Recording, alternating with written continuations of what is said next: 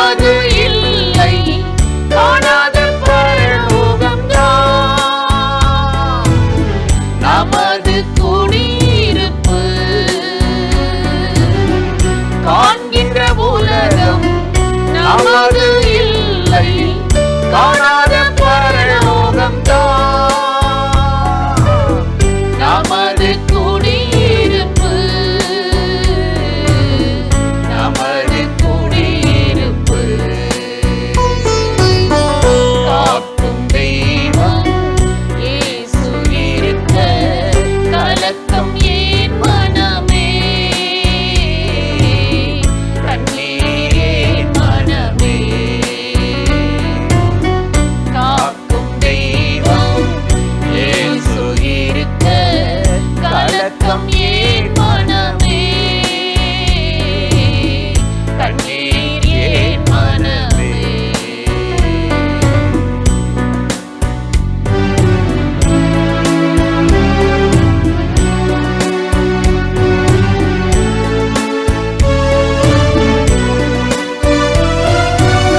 சிலுவை சுமந்தால் சுவாபம் மாறும் தெரிந்து கொள் என் மனமே.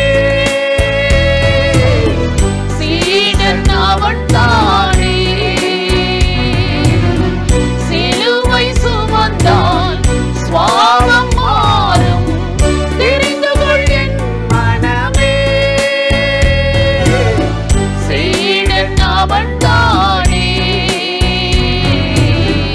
சீடன் அவன் தானே. காக்கும் தெய்வம் இயேசு இருக்க கலக்கம் ஏன் மனமே,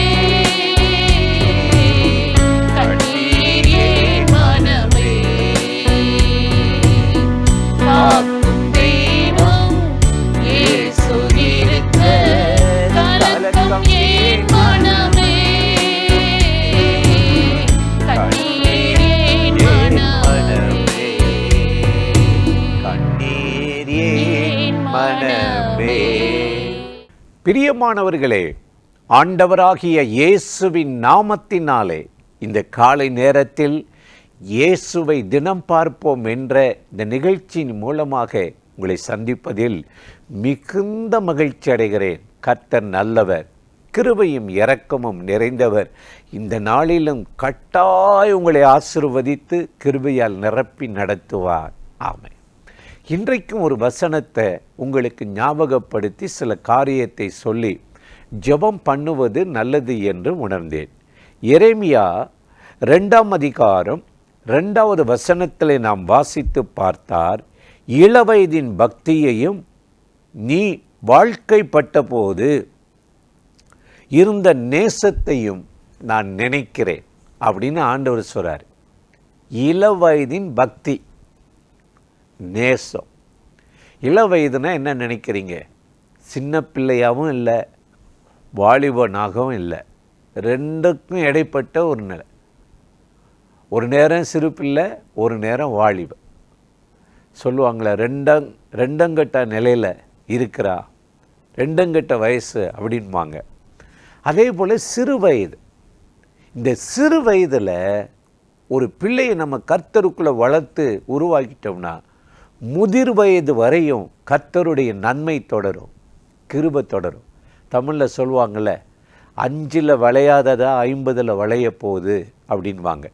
5 வயசில் எதை செஞ்சு அவங்கள அர்ப்பணிக்கிறாங்களோ, ஒப்பு கொடுக்குறாங்களோ, 50 வயசுக்கு மேலே கூட அவங்கள அறியாமலே செய்திருவாங்க. இது எங்கள் அப்பா அம்மா சொன்னது, இது நல்லது அப்படின்னு சொல்ல வேண்டாம், நீதியில் நடப்பாங்க. அதனால தான் கர்த்தருடைய வேதம் ரொம்ப அருமையாய் சொல்லுகிறது. எனக்கு அருமையான சகோதர சகோதரிகளே, இந்த இளவயதின் பக்தியையும் நேசத்தையும் கர்த்தர் அறிந்திருக்கிறார். அது ஒரு நாளும் தேவனால் மறக்கப்படுவதில்லை, மறைக்கப்படுவதில்லை.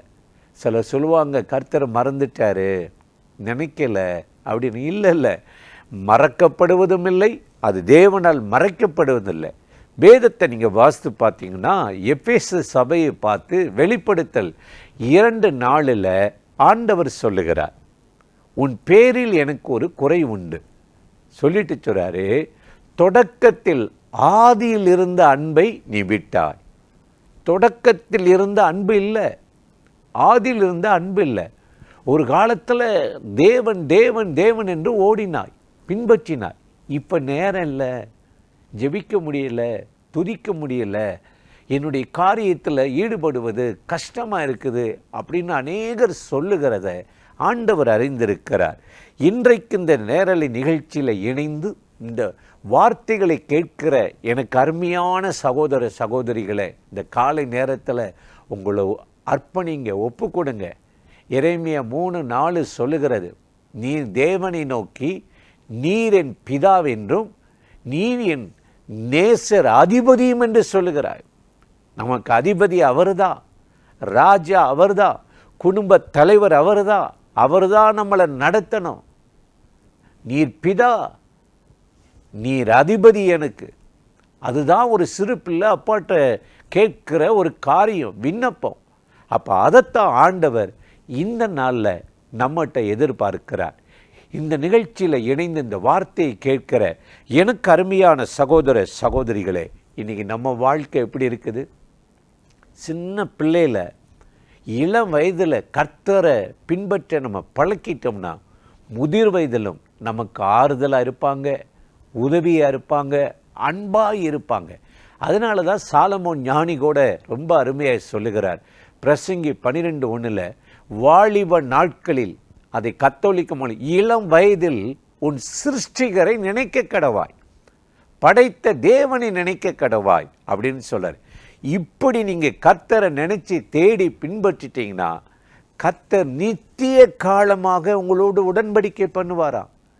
எசேக்கியேல் 16:60 வாசித்து பார்த்தால், உன் இள வயதிலே நான் நித்திய உடன்படிக்கையை ஏற்படுத்துவேனார். ஆபிரகாமோடு ஒரு உடன்படிக்கை ஏற்படுத்தினார், மோசையோடு உடன்படிக்கை, தாவீதோடு உடன்படிக்கை ஏற்படுத்தினார். என்னுடைய சித்தத்தை செய்யப்பா, என்னுடைய விருப்பங்களை நிறைவேற்றுவீங்க, என்னுடைய ராஜ்யம் உங்கள் மூலமாக அந்த பூமியில் பரவும். உடன்படிக்கை. பிள்ளை இல்லாமல் இருந்த ஆபிரகாமுக்கு உடன்படிக்கை. வானத்தின் நட்சத்திரங்களைப் போல பழுகவும் பெருகவும் பண்ணுவேன் என்று சொன்னது எந்த வயசில்? இள வயதில். எனக்கு அருமையான சகோதர சகோதரிகளை, இன்றைக்கு உங்களையும் உங்கள் குடும்பத்தையும் இள வயதின் பிள்ளைகளையும் கர்த்தருக்கு ஒப்புக்கொடுங்க. சமீபத்தில் ஒருத்தர் வந்தார், சொன்னார், எனக்கு இப்போ தான் நான் இயேசுவை ஏற்றுக்கொண்டு சில வருஷங்கள் ஆகுது, 50 வருஷமாச்சு நான் பூமிக்கு வந்து பிறந்து வாழ்ந்து.